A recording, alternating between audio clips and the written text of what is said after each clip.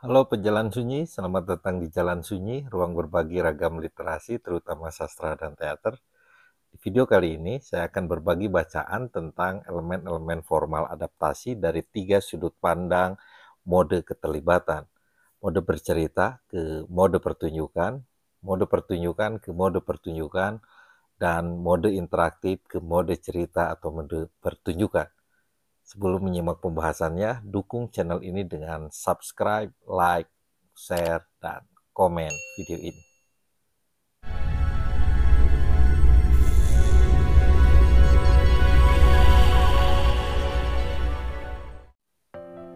Baik, yang pertama akan kita bahas adalah adaptasi dari mode bercerita ke mode pertunjukan. Ketika membahas adaptasi, yang paling umum ini dipertimbangkan adalah peralihan dari mode bercerita ke mode pertunjukan, terutama dari teks cetak ke panggung atau layar. Namun industri novelisasi juga berkembang pesat dan tidak bisa diabaikan. Misalnya penggemar Star Wars atau The X-Files kini dapat membaca novel yang dikembangkan dari naskah film dan serial televisi. Namun ada tantangan terkait skalanya. Seperti yang dikatakan oleh William Burroughs secara kontroversial, dia menyatakan bahwa jika Anda mengambil naskah film dan mengubahnya kembali menjadi novel tanpa merujuk pada novel aslinya dan hanya menggunakan naskah film, kemungkinan besar hasilnya akan membosankan. Adaptasi film dari berbagai media kini semakin sering mengalami renovelisasi. Misalnya K.J. Anderson menulis adaptasi novel dari film James Robinson yang merupakan adaptasi dari serial komik Alan Moore dan Kevin O'Neill Ini The League of Extraordinary Gentlemen. Dalam prosesnya, Anderson harus mempertahankan perubahan yang dibuat dalam film, tetapi juga menambahkan deskripsi dan pengembangan karakter dengan kembali ke novel grafisnya. Ketika arah adaptasi berbalik dari teks cetak ke pertunjukan, masalah definisi muncul. Secara teori, setiap pementasan live langsung ini dari sebuah drama cetak bisa dianggap sebagai adaptasi karena teks drama tidak selalu menjelaskan gerak tubuh, ekspresi, atau nada suara yang digunakan aktor. Sutradara dan aktorlah yang menginterpretasikan dan menghidupkan teks di atas panggung. Dalam drama musikal, scoring musik juga harus dihidupkan agar tidak hanya sekadar notasi di atas kertas. Namun sebagian besar teori adaptasi membedakan antara pertunjukan biasa dan adaptasi penuh yang biasanya melibatkan perubahan besar pada struktur atau elemen naratif. Contohnya adalah versi A Dollhouse karya Henrik Ibsen atau Rumah Boneka yang diadaptasi oleh Le Breur ini pada 2003 menjadi Dollhouse. Dalam versi ini semua aktor ini bertubuh lebih rendah, lebih pendek sementara para wanita jauh lebih tinggi. Ini menegaskan komentar visual tentang politik gender dalam drama tersebut. Ketika kita membayangkan transisi dari teks ke pertunjukan, yang pertama muncul dalam benak adalah adaptasi novel menjadi film. Novel menyajikan informasi yang harus ditransformasi menjadi aksi atau dialog di layar seperti yang diungkapkan oleh David Lodge ini. Deskripsi, narasi, dan pikiran dari tokohnya di dalam novel harus diubah menjadi ucapan, tindakan, suara, dan gambar visual. Dalam proses ini pasti ada penyesuaian tema, karakter, dan alur cerita. Salah satu tantangan terbesar dalam adaptasi adalah adaptasi novel epistolari atau novel yang disusun dalam bentuk kumpulan surat, entry jurnal, atau dokumen tertulis lainnya yang biasanya dikirim atau ditulis oleh tokoh-tokohnya, seperti Les Liaisons Dangereuses karya Cardelos de Laclos ya, adaptasi dramanya oleh Christopher Hampton. Jadi mengubah surat-surat dalam novel menjadi dialog langsung ya, menggeser fokus dari satir aristokrasi dekaden ke pertempuran intelektual dua tokoh utama.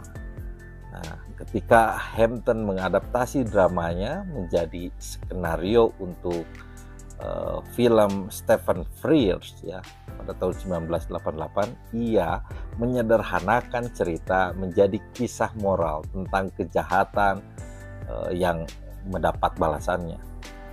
Adaptasi lainnya seperti Valmont oleh Milos Forman ini mengambil pendekatan yang lebih ringan dengan nuansa komedi ala Molière ya. Sementara itu, adaptasi Roger Vadim ini menggunakan narasi suli suara untuk mempertahankan bentuk surat asli. Dalam transisi dari teks ke film, aspek visual ini sering menjadi fokus utama. Tetapi aspek pendengaran juga memainkan peran penting. Seperti yang diingatkan oleh Camilla Elliott ya, banyak kata yang diucapkan dalam film. Dan ada pula soundtrack yang memperkuat emosi ya, seperti yang dikatakan oleh penyunting suara Walter Murch ya. Musik dalam film ini berfungsi, bertindak sebagai pengarah emosi. Dalam drama musikal ya, di panggung, musik bahkan menjadi medium utama untuk menyampaikan emosi dan cerita. Seperti yang terjadi dalam opera ya, di mana musik memiliki peran naratif yang setara dengan teks itu sendiri. Adaptasi untuk radio menonjolkan aspek auditif pendengaran ya, karena keterbatasan jumlah karakter dan kebutuhan untuk membedakan suara, adaptasi radio seringkali menyederhanakan cerita dan karakterisasi.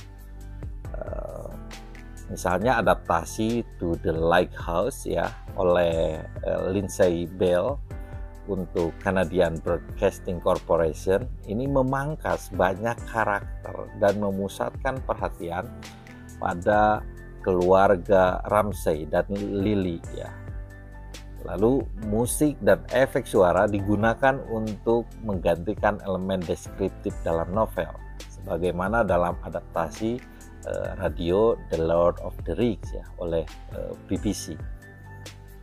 Sementara itu, adaptasi panggung ya dari novel atau cerita pendek juga membawa tantangan tersendiri. Keterbatasan ruang fisik panggung ini membatasi kemungkinan tindakan dan karakterisasi. Misalnya adaptasi Midnight Children ya oleh Salman Rushdie ke drama panggung pada 2003 ini menghadapi kritik karena kesederhanaannya yang kontras dengan kemewahan naratif di dalam novelnya. Untuk mengatasi keterbatasan ini, ya, produksi panggung sering memanfaatkan teknologi seperti penggunaan layar besar untuk menambah adegan sejarah dan realisme magis. Film di sisi lain memiliki fleksibilitas lebih ya dalam membentuk pengalaman penonton dengan tentu saja penggunaan kamera dan penyuntingan. Ini film dapat mengontrol fokus penonton dengan cara yang tidak mungkin dilakukan dalam teater. Namun adaptasi tetap membutuhkan kreativitas dalam menerjemahkan narasi cetak ke dalam medium visual. Contohnya adalah Sin City, di mana Robert Rodriguez ini menciptakan kembali estetika komik Frank Miller dengan pengaturan digital yang menyerupai gambar komik ya. Namun dalam kasus Ghost World ini film kehilangan nuansa visual khas dari novel grafis dan Cloud ya, yang menyebabkan kekecewaan bagi sebagian penggemar. Salah satu tantangan utama dalam adaptasi adalah perbedaan antara representasi sastra dan filmis ya.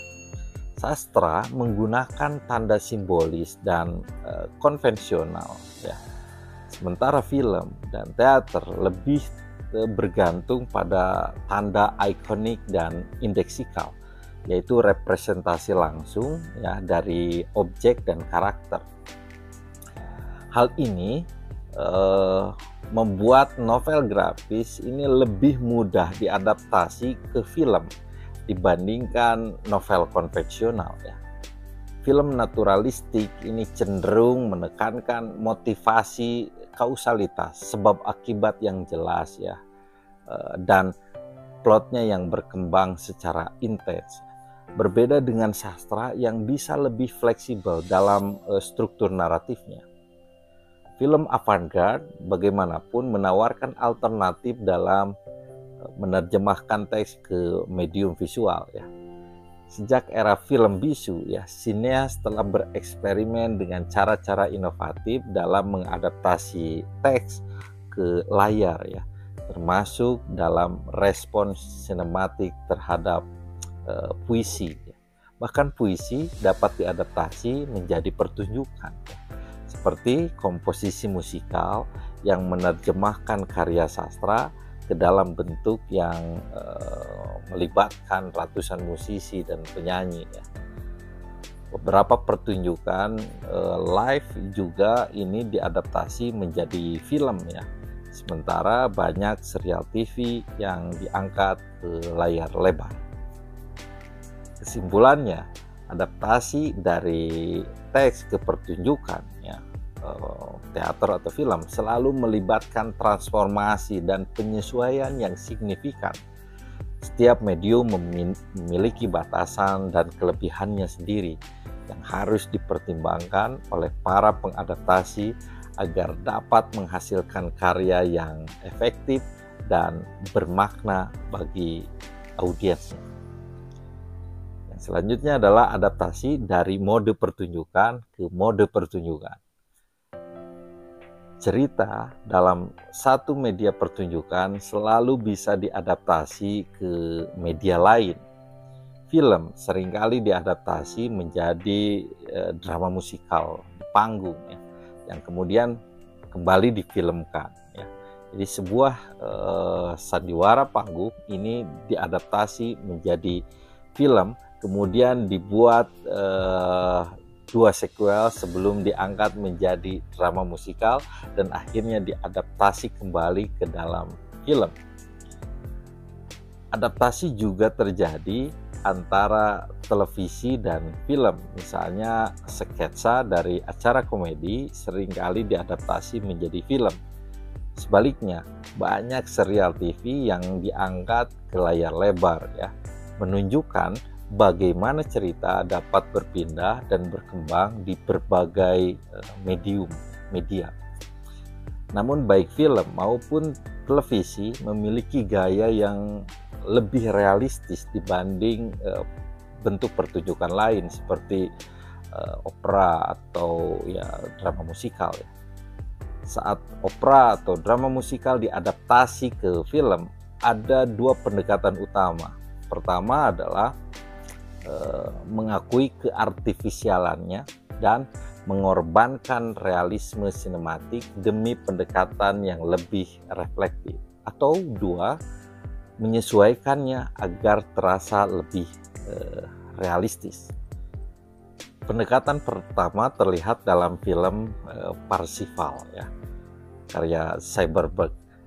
yang secara sadar menggunakan estetika teatrikal.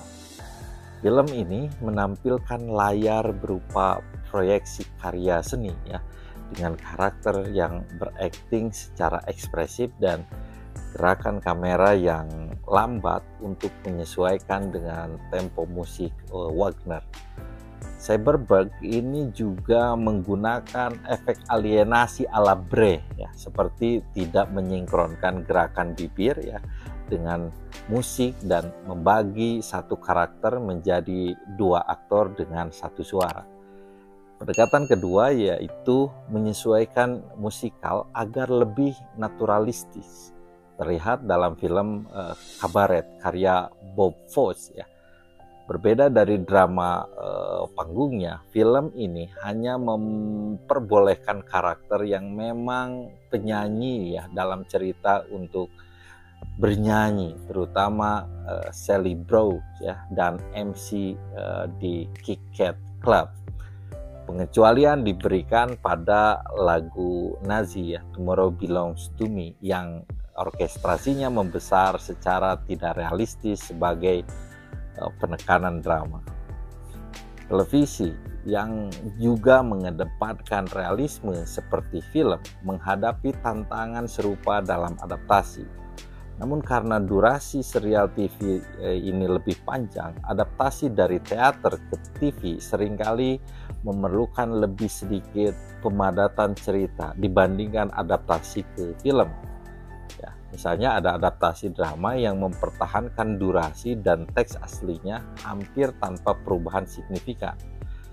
Sebaliknya, ada pula adaptasi televisi ya dari novel yang menggunakan teknik montase ya untuk mempercepat penyampaian informasi yang dalam novel disampaikan secara bertahap. Televisi juga memungkinkan adaptasi opera yang kontroversial, yang mengangkat budaya populer ke dalam bentuk opera ya. Ketika sebuah opera yang dianggap sensitif disiarkan, protes publik bisa muncul karena dianggap mengandung alegori yang tidak pantas ditampilkan di televisi. Sebaliknya, ada pula film yang diadaptasi menjadi opera. Ya. Dalam proses ini, jumlah karakter seringkali dirampingkan dan cerita yang awalnya penuh improvisasi ini disederhanakan agar sesuai dengan struktur opera. Bentuk hibrida lain adalah film bisu yang diberi musik dan lirik tambahan.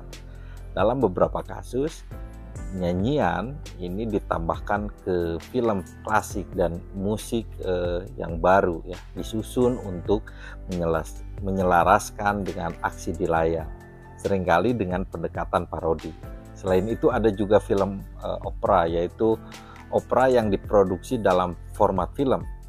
Beberapa versi tetap mempertahankan musik dan teks asli, tetapi menghilangkan orkestra dari layar dan menyesuaikan tempo musik dengan kebutuhan sinematik. Ada juga yang memilih lokasi syuting berbeda dari teksnya ya, libretto aslinya, memanfaatkan realisme sinema untuk menyajikan seni panggung yang secara tradisional tidak realistis. Meski semua bentuk yang disebutkan tadi ini termasuk dalam media pertunjukan, masing-masing memiliki konvensi unik ya yang membedakannya. Adaptasi seringkali memerlukan penyesuaian untuk menyesuaikan dengan batasan dan peluang yang ditawarkan oleh media baru. Contohnya saat Andrew Bowl ini mengadaptasi dramanya Speaking in Tongues menjadi film Lantana. Ia mengubah alur cerita untuk mengikuti aturan realisme sinematik ya. Sebaliknya, John Guare ini tetap mempertahankan dialog drama Six Degrees of Separation ya dalam adaptasi filmnya, tetapi mengubah cara penceritaannya dari teatrikal ke sinematik dengan menghadirkan audiens sebagai karakter dalam film. Pada akhirnya, tidak semua bentuk pertunjukan memiliki prinsip yang sama, dan setiap adaptasi harus menemukan cara terbaik untuk menyesuaikan diri dengan media barunya. Baik, yang terakhir adalah yang ketiga, ini adalah interaksi ya dengan bercerita atau pertunjukan. Interaksi dalam adaptasi ya, dari penceritaan ke partisipasi dalam dunia media digital, terdapat hubungan yang kompleks antara cara bercerita dan cara menunjukkan sesuatu. Pergeseran dari mode naratif atau mode bercerita ke mode partisipatif atau interaktif ya, mengubah cara audiens mengalami sebuah karya.